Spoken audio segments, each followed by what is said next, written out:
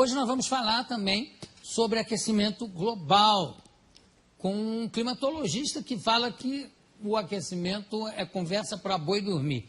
Eu não sei se o boi prefere dormir na sombra. Eu vou conversar com o Ricardo Felício. Venha para cá.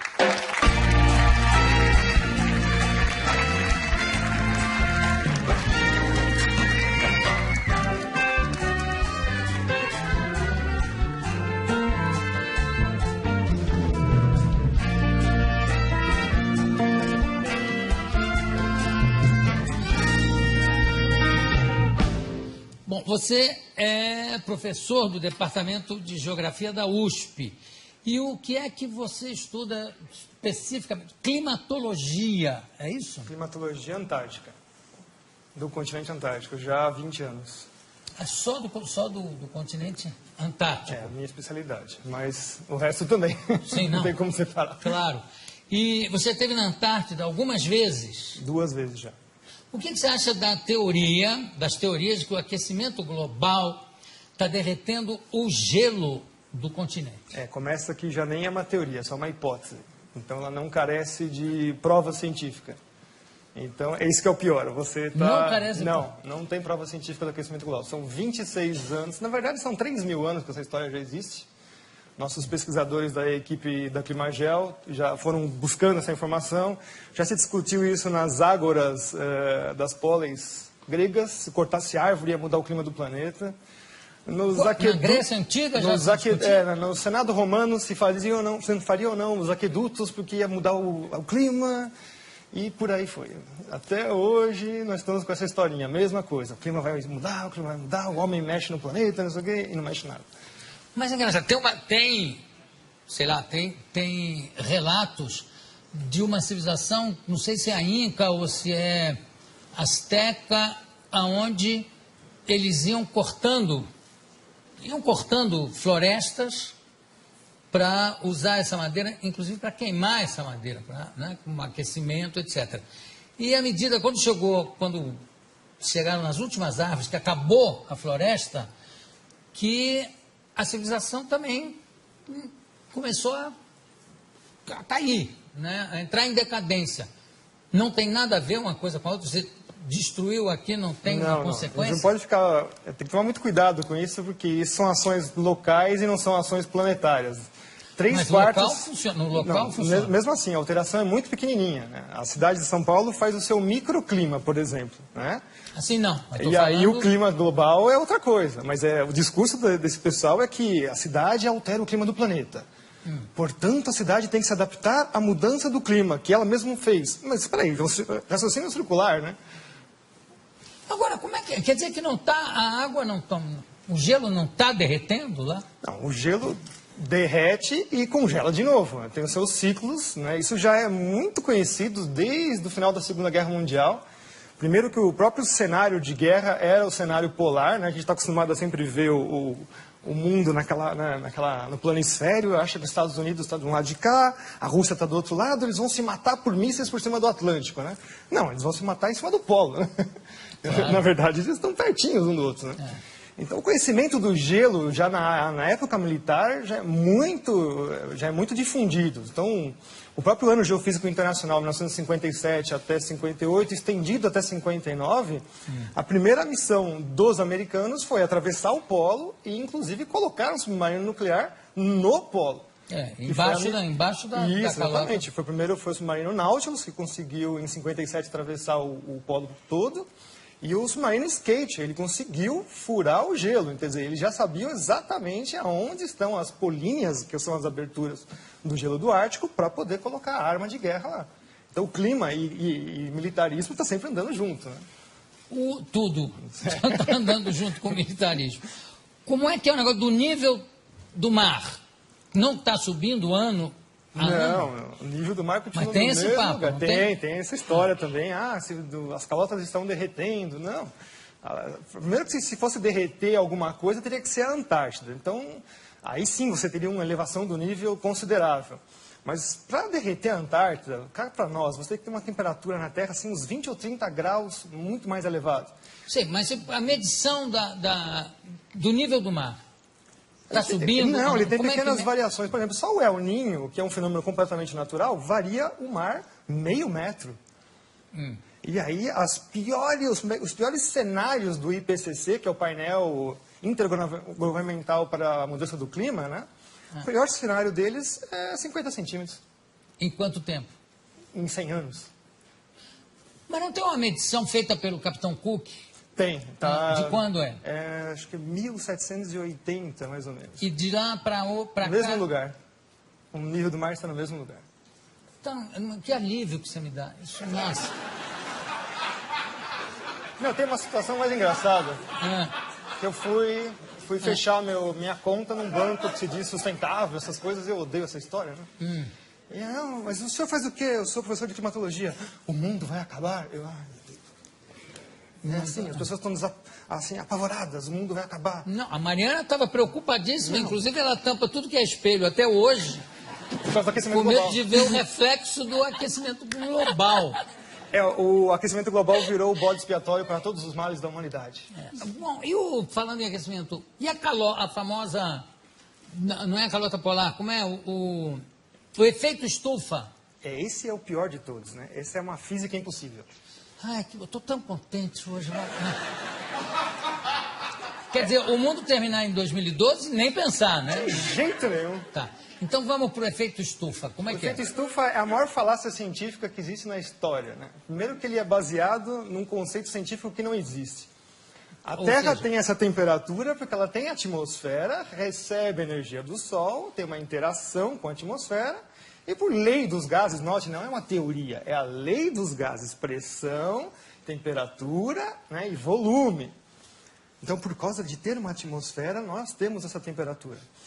Eu adoro essa discussão assim que os aquecimentistas, que são os que trabalham para o lado do aquecimento global. Não, mas o maior exemplo de que o CO2 realmente acaba com o planeta Terra, acabaria com o planeta Terra, é Vênus. Aí eu falo, é? Tá, qual é a pressão atmosférica na superfície de Vênus? Não sei. São 90 vezes a pressão atmosférica da Terra. Portanto, a temperatura lá é de 400 graus na superfície, não é por causa do CO2, é por causa da pressão atmosférica da atmosfera de Vênus. E Vênus também tem o problema da camisa, né? Que deve ter uma certa influência. Agora, quer dizer que não há o efeito estufa? Não, essa física não existe. Então, o negócio do pum dos carneiros da Nova Zelândia, você já ouviu falar nisso? Já! Não é que é uma quantidade tão absurda de puns Tem que vai coisas causar o interessantes. apocalipse, que vai estourar com a calota não, como é que chama? Com a famosa camada de ozônio. Que Como não é que existe, né? A camada de ozônio é uma coisa que não existe, né? Não existe? Não. Meu Deus, que alívio que eu estou hoje. Quer dizer que o carneiro pode dar pum à vontade. Eu sei que tem fazendeiros ensinando o carneiro a se segurar. Pode soltar.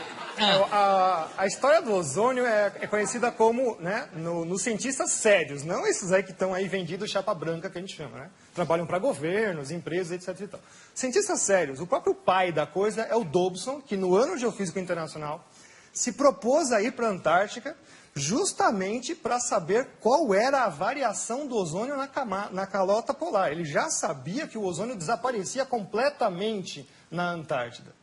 E aí, de lá para cá, os caras desaparecem com essas informações e falam que é o seu desodorante que destrói a camada de ozônio.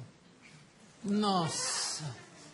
Nunca mais eu pego um sujeito fedendo, que eu brigar com ele para botar um desodorante. Aí, quando canalha. você vai ver o que acontece, é a quebra das patentes dos CFCs, os gases refrigerantes.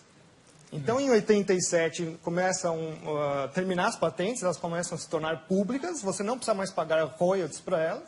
Então, a indústria toda que detém essas patentes lança um substituto chamado HCFC, que é um organofluorclorado como qualquer outro, mas custa, né, o CFC passa a custar $1,38 o quilo, o outro passa para $38 o quilo.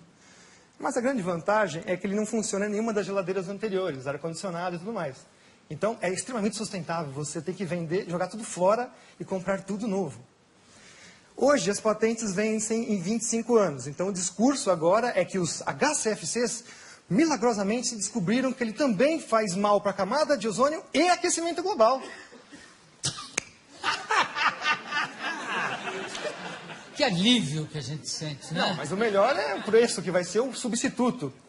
Que as empresas agora falaram que vão garantir que não vai dar mais problema. Né? $128 o quilo.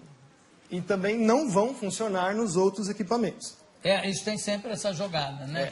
Se vocês perceberem agora, mas não é só trocar o gazinho do refrigerante. Parques industriais inteiros têm que ser trocados, porque existem os sistemas de refrigeração central, caldeiras e tudo mais. Se vocês perceberem agora, todos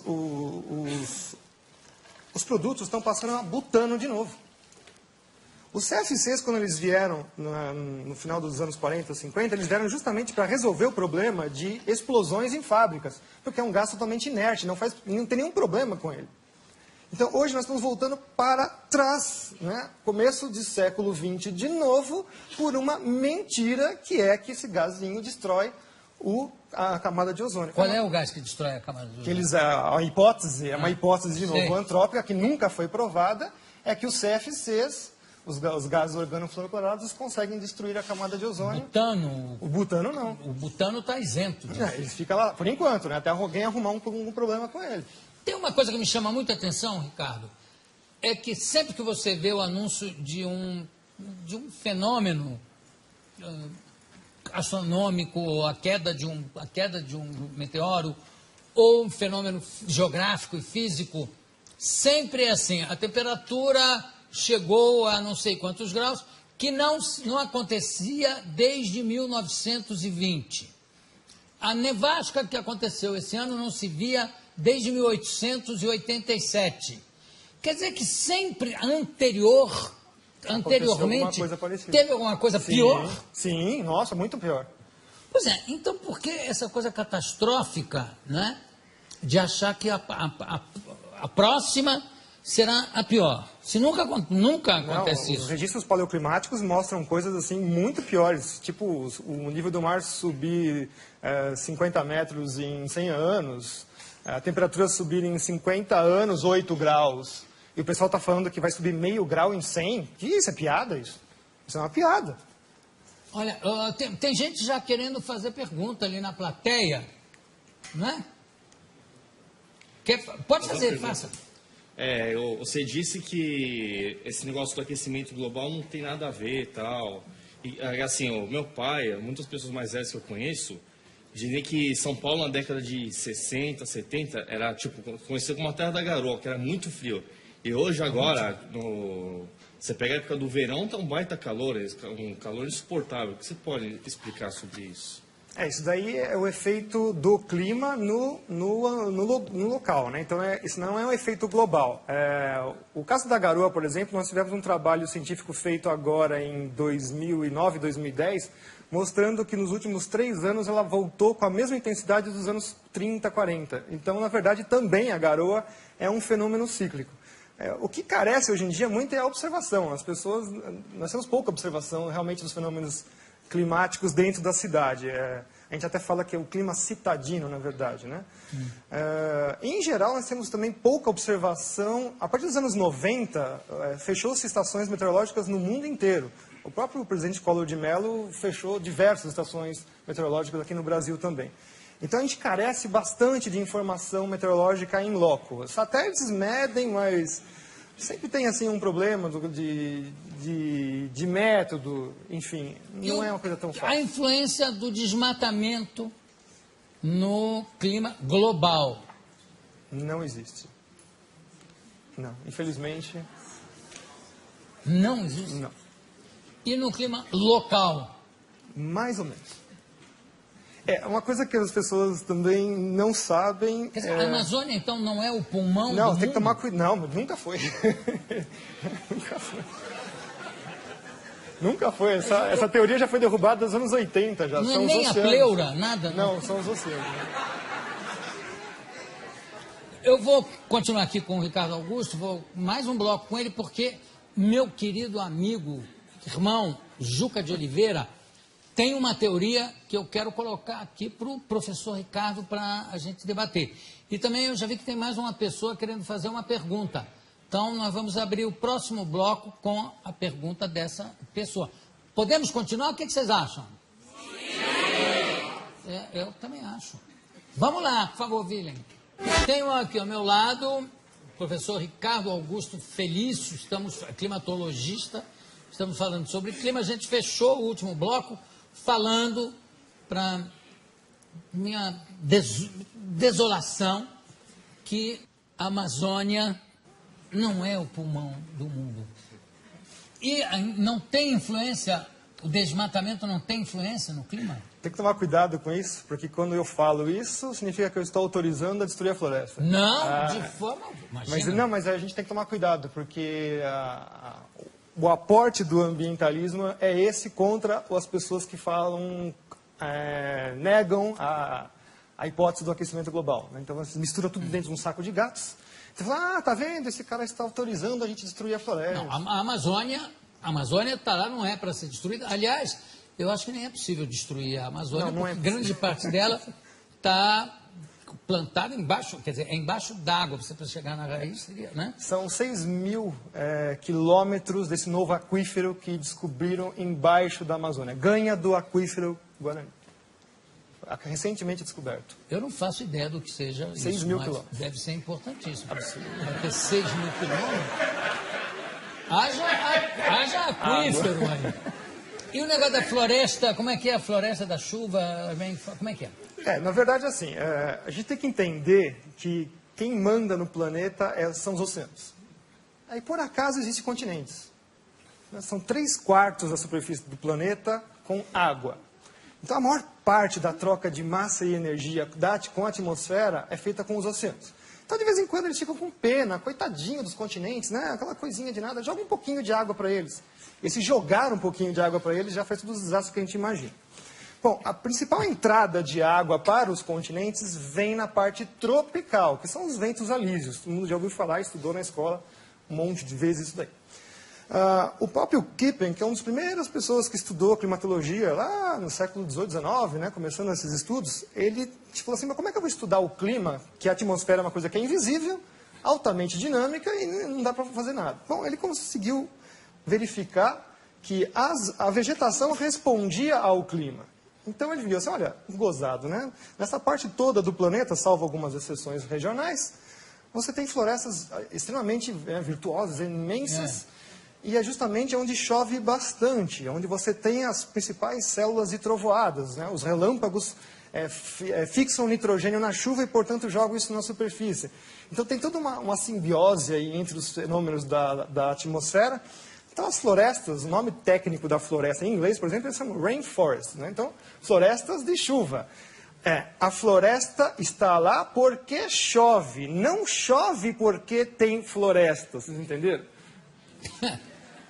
Então, quer dizer que se você cortar, vamos fazer assim um cenário hipotético, já que eles adoram fazer cenários, vamos fazer também. Vamos supor que você tira toda a Amazônia de lá, tira tudo lá, 20 anos depois está tudo de novo nascendo.